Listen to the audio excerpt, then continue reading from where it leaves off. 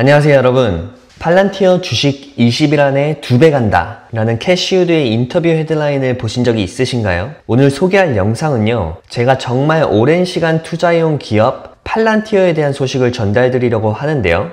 일단 저는 개인적으로 상장하기 전부터 팔란티어를 공부하고 있었고 또 실제로 투자를 이어가고 있고요. 오늘은 저 뉴스의 실제 내용에 대해서 함께 살펴보고자 합니다. 이번 영상에서 보실 핵심 내용은 두 가지인데요. 아크인베스트의 캐시우드가 최근 인터뷰에서 밝혀낸 팔란티어의 폭발적 실적과 AI의 성장 스토리.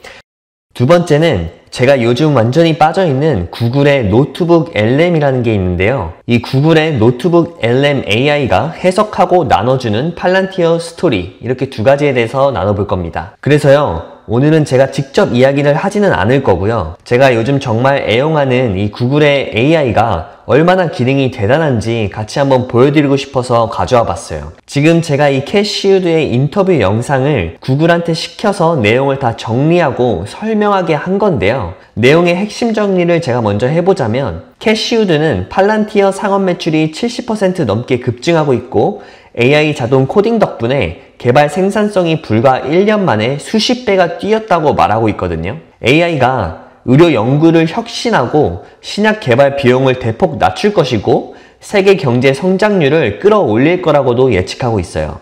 그리고 또 저와 이 영상을 끝까지 함께 보시면 이 캐시우드가 왜 팔란티어를 플랫폼 서비스 시대의 핵심 승자로 보는지, 그리고 이 구글이 나눠주는 영상이 끝나고는 앞으로의 투자 전략은 무엇인지에 대해서도 제 주관적인 의견을 나눠보도록 하겠습니다.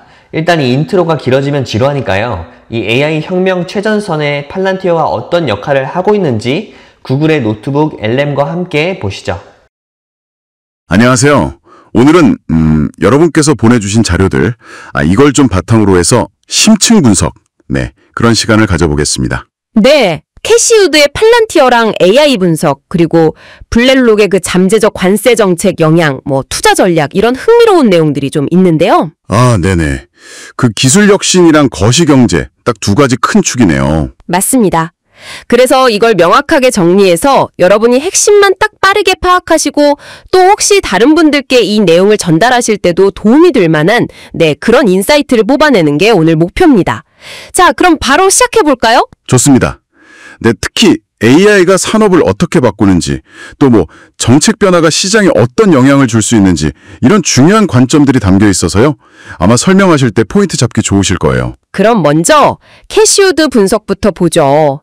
팔란티어 최근 실적을 환상적이다, 이렇게 평가했네요. 네, 맞아요. 특히 그 상업 부문 매출이 71%나 늘었다는 점, 이걸 강조하고 있어요. 정부뿐만 아니라 이제 기업들도 정말 긴박감을 느끼고 있다, 이런 분석이고요. 맞습니다. AI가 진짜 혁신의 핵심 동력이라는 게 여러 사례에서도 드러나죠. 그 자율 코딩 기술 발전 속도만 봐도요. 자율 코딩이요? 네. 2023년 초에는 개발자가 요청한 프로젝트의 한 3%, 그 정도를 AI가 했는데 작년 말에는 무려 75%까지 급증했다고 합니다. 와, 75%요? 1년 만에요? 네. 거의 조수가 설계도 초안을 거의 다 그려오는 수준으로 바뀐 거죠. 신약 개발 연구에서도 가설 검증 속도가 1년 만에 10배 빨라졌다고 하고요. 10배요? 20개에서 200개로? 네. 연간 20개 하던 걸 200개까지. 이야, 이게 진짜 여러 산업에서 구현되면 생산성 향상 효과가 엄청나겠는데요? 그렇죠. 그래서 캐시우드는 이런 AI발 생산성 폭증이 경제 성장을 이끌고 또 우리가 걱정하는 인플레이션 압력은 오히려 예상보다 낮게 유지될 수 있다. 약간 이런 게임 체인저가 될 수 있다고 보는 거군요. 네, 맞습니다. 여기서 서비스형 플랫폼, 그 파스 개념이 등장하는데 이게 어떤 의미일까요? 팔란티어 같은 기업들이 기술 스택에서 점점 더 큰 비중을 차지할 거라는 예측. 파스요? 그러니까 쉽게 말해서 앱 개발이나 실행에 필요한 모든 걸 그냥 클라우드에서 빌려 쓰는 방식인데요.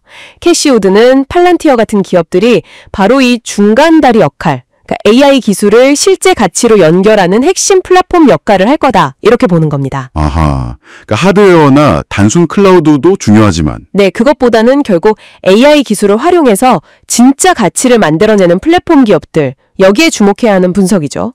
뭐랄까, 금을 캐는 장비 그 자체를 제공하는 기업이랄까요? 그렇군요. 엔비디아 주식 일부 팔고 코인베이스에 투자했다는 것도 약간 그런 맥락이겠네요. 이미 다 아는 분야보다는 아직 좀 덜 알려진 기회를 찾는. 정확합니다. 네. 이미 잘 알려진 분야보다는 아직 시장에서 충분히 이해되지 않은 잠재적 기회에 주목하는 전략을 보여주는 거죠. 자, 그럼 이렇게 AI가 산업 내부의 혁신을 이끄는 마이크로 트렌드가 있다면 동시에 이제 시장 전체에 영향을 미치는 매크로 변수도 봐야겠죠. 네, 그렇죠. 이제 블랙룩 자료로 넘어가서 잠재적인 무역 정책 변화, 특히 그 관세가 시장에 미칠 영향, 이 분석을 좀 살펴보겠습니다. 물론 저희는 특정 정책을 지지하거나 반대하는 게 아니라 그냥 자료 내용을 객관적으로 전달해드리는 겁니다. 네, 맞습니다. 중립적으로. 네. 블랙룩 자료에 따르면 가상의 트럼프 2기 행정부에서 관세가 핵심 정책 도구가 될 수 있다. 이런 이야기네요. 네, 일단 관세의 범위나 시행 방식, 또 얼마나 지속될지 이런 불확실성이 크다는 점을 먼저 지적하고요. 불확실성. 네, 하지만 만약 시행된다면 역시 복잡한 글로벌 공급망을 가진 기업들, 또 해외 생산 비중이 높은 기업, 그리고 미국 내 매출 의존도가 큰 기업들이 좀 취약할 수 있다. 이렇게 지적합니다. 구체적인 산업 예시도 있나요? 네, 특히 자동차 산업이요. 멕시코나 캐나다로부터 수입하는 규모가 꽤 크거든요. 연간 한 1,700억 달러 정도 되는데. 와, 1,700억 달러. 네, 여기에 관세가 붙으면 차량당 평균 한 2,700달러 정도 가격 인상 요인이 될 수 있다는 초기 추정치도 제시했고요. 또 식료품 같은 경우도 미국 식품 수입의 거의 40%를 이 두 나라에서 하거든요. 식료품 가격도 오를 수 있겠네요. 그렇죠. 직접적인 타격을 받을 수 있는 분야로 꼽힙니다. 이런 불확실성 때문에 단기적으로는 시장 변동성이 커질 수 있겠다. 이런 생각이 드는데, 근데 또 흥미로운 점은 투자자들이 여전히 미국 주식, 특히 대형주를 선호하는 경향이 있다. 이 분석은 좀 우회인데요? 네, 블랙록 분석은 그렇습니다. 단기 변동성은 있을 수 있지만 장기적으로는 미국 대형주의 매력은 여전하다는 거죠. 그래서 결국 중요한 건 포트폴리오 분산이다. 이걸 강조하고요. 분산 투자.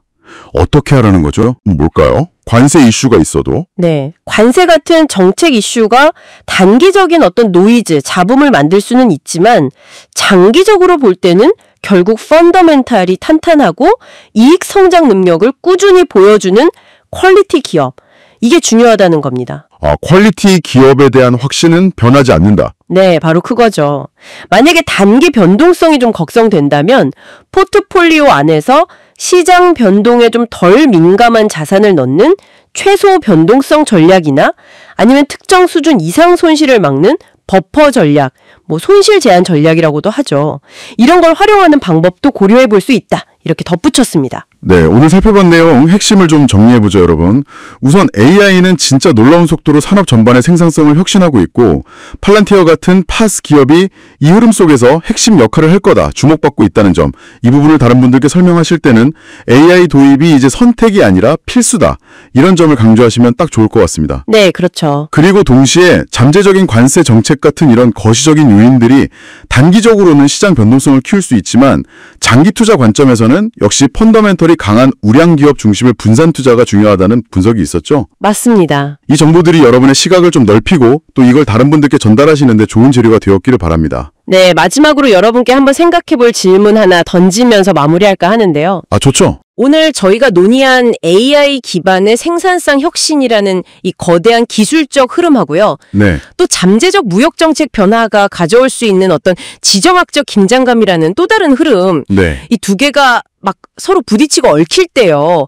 단순히 개별 기업이나 시장 지수, 이걸 넘어서 앞으로 한 5년, 10년 뒤에 전 세계 산업 구조 자체는 어떤 모습으로 재편될 수 있을까요? 산업 구조의 재편이라. 네, 이 질문에 대한 답을 한번 스스로 고민해 보시는 과정 자체가 미래를 보는 되게 흥미로운 지적 탐구가 될 거라고 생각합니다. 자, 이렇게 캐시우드가 바라본 팔란티어의 관점에 대해서 구글 노트북 LM을 활용해서 정리한 내용을 함께 들여보셨는데요. 어떠신가요, 여러분? 이 AI 기술이 정말 대단하다고 생각이 들어요. 저는 최근에 이 구글의 AI를 정말 자주 사용하고 있고, 그리고 구글의 제미나이 그 검색 기능 또한 점점 더 많이 사용하게 되는 것 같은데요. 우리가 AI 시대에 구글이나 애플이 조금 뒤처지는 게 아닌가라는 이야기도 최근 많이 오가고 있는 것 같은데, 여전히 이런 대기업들은 이런 부분에서 막강한 기술력을 보여주고 있는 것 같네요. 자, 다시 돌아와서요. 제가 예전부터 제 머니어스 스레드를 통해서 팔란티어에 관한 이야기를 많이 언급하기도 했지만 여러분도 아시다시피 팔란티어는 현재 AI 기반의 데이터 솔루션을 다양한 기업에 제공하고 있는 회사입니다.